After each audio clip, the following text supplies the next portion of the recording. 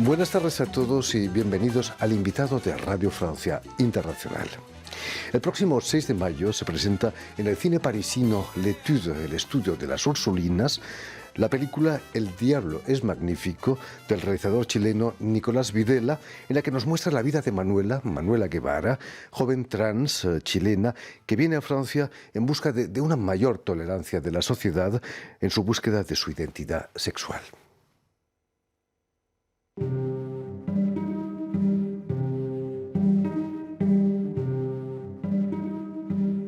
Je suis attirée par plein de types de garçons. Je suis très attirée par les personnes, peut-être pas intellectuelles, mais d'une certaine intelligence ou d'une certaine sensibilité.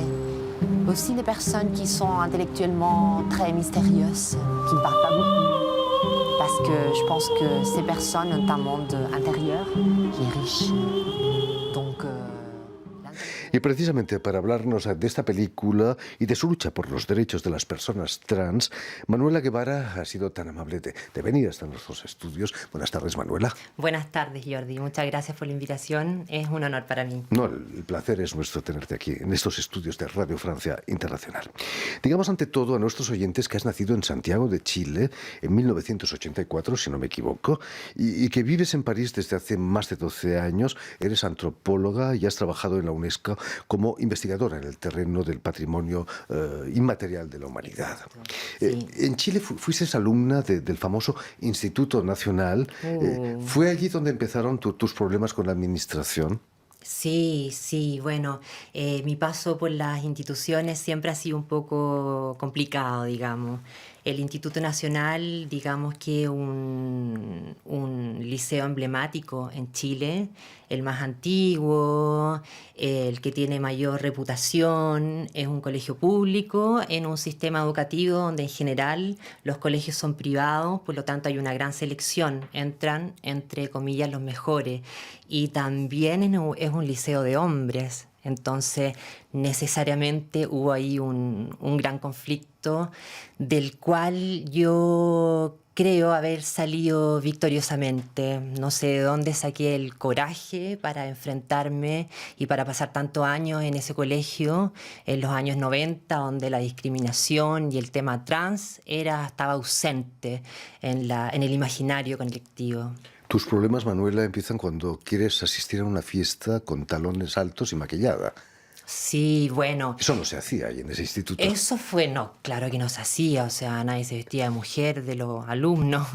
Fue una provocación, digamos, porque durante varios años sentí tanto la opresión, el hecho de tener que usar el pelo corto, de no poder maquillarme, durante la adolescencia, que es la búsqueda completa de la identidad. Entonces, frente a tal control que me hacían en ese liceo, imagínate no poder entrar en los baños durante los recreos, las pausas, yo tenía que esperar que se acabara el recreo para poder ir al baño, porque si no era una provocación para ellos, que no me paseara por todo el colegio, que evitara la provocación. Entonces yo dije, bueno, para el aniversario 190, 180 y algo, voy a ir en toda mi lujuria. Y claro, fue una gran polémica. Estuvieron a punto de expulsarte. Me expulsaron durante una semana. Y además te prohibieron maquillarte y sobre todo mover las caderas al andar. Qué ridículo, sí, qué ridículo. Era tal el control que me decían, cuando camine, por favor, no se menee. ¿Cómo? ¿Qué quieren que haga? El machismo ha sido siempre un problema, ¿no? En países latinos como Chile. Sí, bueno, el machismo en América Latina es mucho más acentuado que el que se puede ver en Europa o en Francia, por ejemplo. Claro que en España las cosas no están mejor tampoco. No, por eso preciso Francia. Manuela Guevara, las cosas no mejoraron cuando entras en la universidad, ¿no? Estudias Administración Pública, creo. Claro, sí. Entré a la Universidad de Chile, que también entré a esa universidad porque era un espacio de mayor libertad. muchas ambiciones de estudiar ciencia política, de estudiar del servicio público, un poco de la administración del Estado. Y claro, ahí empiezo a militar ya más activamente en política universitaria y también en política de la diversidad sexual. Y ahí se forma a través de los años una gran polémica porque el movimiento se organiza de alguna manera. A principios de los años 2000 había mucha gente que tenía una necesidad de expresarse, de decir soy gay, soy trans, soy lesbiana, y entonces empezamos a formar un grupo importante y la respuesta de la autoridad, sobre todo de esa escuela que era muy conservadora, fue tal que yo no pude sacar mi título profesional. Me dijeron que en el examen lo hice todo, llegué hasta el grado académico, pero en el momento de tener el título de administradora pública, me dijeron, no te quieren en la administración del Estado, el jurado tiene como orden no dejarte pasar. Y en ese momento yo dije, ¿qué hago? ¿Qué hago? O sea, Es cierto que te lo dijo un profesor que le habían dado la orden de no dejarte pasar. me lo dijo un profesor gay que lo vi secretamente. Él me dijo, quiero conversar contigo. Fui a su oficina donde trabajaba y me dijo, me dieron esto es lo que se dice. Y entonces, por supuesto que yo tuve miedo. Yo dije, voy a pasar ese examen, me lo van a rechazar. Eso implicaba no poder pasarlo de nuevo. Y dije, ¿qué hago? Y postulé a unas becas para venirme a Francia, a Europa, a España y a Francia.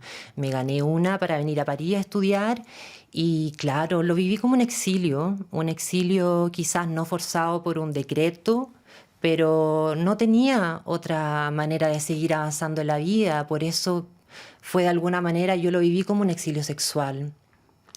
Es cierto que un encuentro fue muy importante para esa militancia en la que empiezas a trabajar, el encuentro con Gladys Marín, la presidenta del Partido Comunista. Sí, fíjate que ese evento fue el que abre un poco las puertas a la organización. Imagínate que Gladys Marín fue una gran resistente de la dictadura, la más importante, además una figura femenina con tal fuerza. Una vez en una reunión yo le conté que estábamos trabajando en el tema de la diversidad y fue ella la que me aconsejó organizarnos. Me dijo, crean una coordinadora, creen una asamblea, defiendan sus derechos y fue revelador, fue revelador. Con la llegada de Michelle Bachelet a la presidencia, ¿no mejoraron algo las cosas en Chile en ese aspecto? Sí, sí, claro. Chile ha sido un país que ha tenido una transición muy larga, pero en pocos años, fíjate, yo me fui en el año 2006, del 2006 hasta la época se ha avanzado mucho. La sociedad ha dejado muchos prejuicios de lado. Ahí los medios, por supuesto, han jugado un rol importante, pero hoy en día Chile no es el mismo Chile homofóbico o transfóbico que yo conocí en esa época. Y felizmente. Y quizás tampoco Francia no es el país tan libre como algunos imaginan, ¿no? ¿Te sentiste decepcionada en algún momento aquí en Francia? Sí, por supuesto. Los primeros años los viví de una manera muy romántica, de esta idea que tenemos de París como una ciudad intelectual, libre, donde cada uno puede ser quien quiere ser. Y sí, esa libertad existe, pero París también tiene otro lado, otra cara muy dura. Es una ciudad enorme, una ciudad donde hay peligro, donde la discriminación existe. Y finalmente mi reflexión fue que la libertad no está en un sitio determinado, no está en una ciudad determinada, sino que la libertad está en una misma. Es una de tomar las herramientas de la libertad en Chile, en Francia o en otro lado. Los costos pueden variar, digamos, el costo que hay que pagar, pero bueno, en mi historia yo me vine acá y dije, es acá donde voy a desarrollar mi identidad. Manuela, volviendo a la película El Diablo es Magnífico, que se proyecta el 6 de mayo aquí en París, ¿cómo nace la idea de contar tu historia? ¿Viene de ese encuentro con Nicolás Videla, quizás? Sí, es una película que nace sin grandes ambiciones, que es un proyecto entre amigos.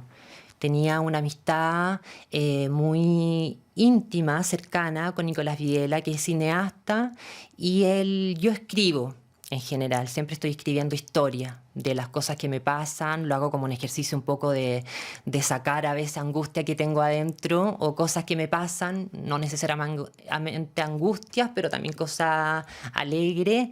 Y él lo leía con mucha atención, mi persona para él también era muy inspiradora y me propuso en un momento hacer una película y empezamos a trabajar en el guión, en estas historias que yo escribía y así fue como surge la película y con muy pocos medios. Fue grabada con una cámara, con un micrófono, en un mes, sin ninguna autorización en París, fue como un cine guerrilla, un Me decías poco. que todo el equipo venía de Santiago de Chile, ¿no?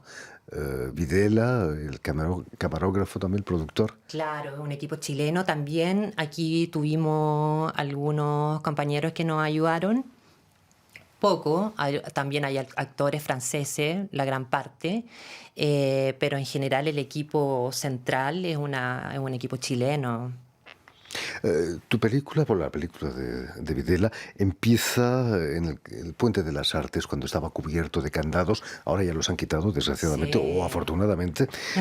El candado es un símbolo muy discutible, ¿no?, del amor.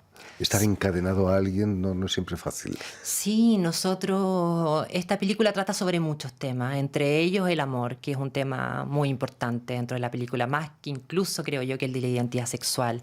Y esto nos parecía muy simbólico, que el candado se comenzara a apropiar de toda la ciudad, de todos los puentes, y que pareciese que se transformaba en un rito de las parejas que pasaban por París y que ponían un candado.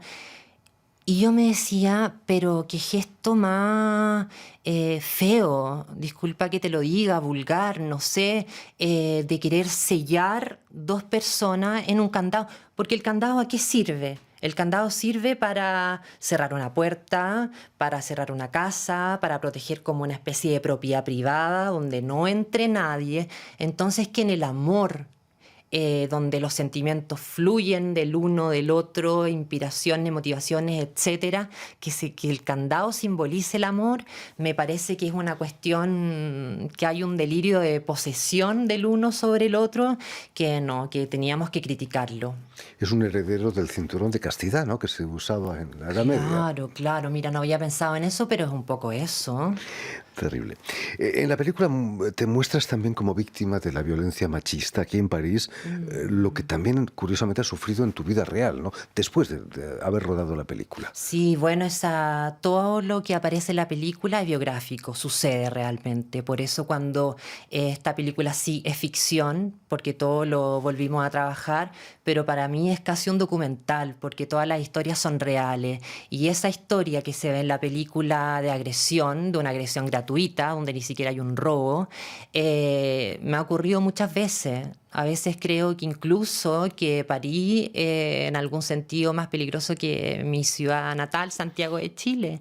Entonces, revivir durante el rodaje todo eso me hizo volver al pasado necesariamente. Después me sentí muy mal después del rodaje y estuve 2 semanas encerrada en mi casa y cuando una amiga me convence de salir un poco, de salirme de mi cabeza, salgo en la noche, después me vuelvo a la casa y dos tipos se me acercan, me agreden y me roban. Y fue como, "Ay, no, Terrible. qué terrible". Hablando de París, quizás estás maravillosa en la película, pero quizás hay otra protagonista fantástica en la película que es la ciudad de París. La cámara se pasea por los grandes sitios románticos, el Louvre, la calle Montorgueil, tantos otros. París Sí, es la un Place de la mito también. Concorde. Sí, bueno, queríamos también mostrar el París romántico también, porque yo, a pesar de todas las críticas que pueda tener, yo me considero una persona romántica, ¿no? Y París es una ciudad tan bella, tan preciosa, que a pesar de todas las dificultades, a pesar de lo víctima que uno se puede sentir, queríamos mostrarlo también en su esplendor, no necesariamente caer en el lamento, sino apropiarse del lugar, y por eso hay mucha danza, por eso hay mucha performance, porque París da para eso y efectivamente es quizá ese amor que yo ando en búsqueda, que no lo encuentro, pero estoy en un contexto, en una ciudad donde me siento libre. El amor es un asunto de libertad, sobre todo. Por supuesto, o sea, de partida, escoger un amor tiene que partir de una base de libertad. Tú escoges a quien quieres amar. Nadie te puede imponer un sexo, un color o una religión. Después las relaciones son otra cosa, ¿no es cierto? Pero efectivamente la libertad y el amor parecen andar por dos carriles diferentes, pero no, se cruzan en distintos momentos. En España y en ciertos países latinos todavía se sigue matando por una frase que dice o tuya o mía o de nadie. Cuando alguien te deja, la violencia se desencadena. ¿Qué se puede hacer para luchar contra esa violencia machista? Mira, yo no sé si soy la persona más indicada para dar una receta de lo que se puede hacer, pero yo creo que como mujeres, que somos en gran parte las víctimas de esta violencia machista, ¿no es cierto? Nunca hay que bajar la guardia, nunca hay que bajar las alarmas.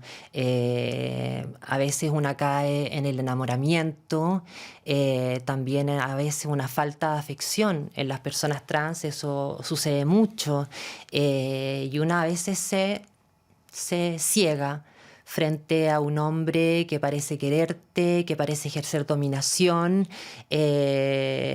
disfrazada de amor, pero en realidad esas son perversiones de las cuales es mejor huir. Y yo te lo digo como una persona, como una mujer que me he construido a mí misma. Hay veces en que es mejor estar sola que mal acompañada. ¿Qué ha cambiado en Manuela Guevara con la película? El hecho de verse en la pantalla cambia tu manera de verte a ti misma. Sí, por supuesto, al principio era muy fuerte, porque después de la película yo empecé mi transición sexual en términos médicos, digamos, ¿no es cierto? Tratamiento hormonal y todas esas cosas.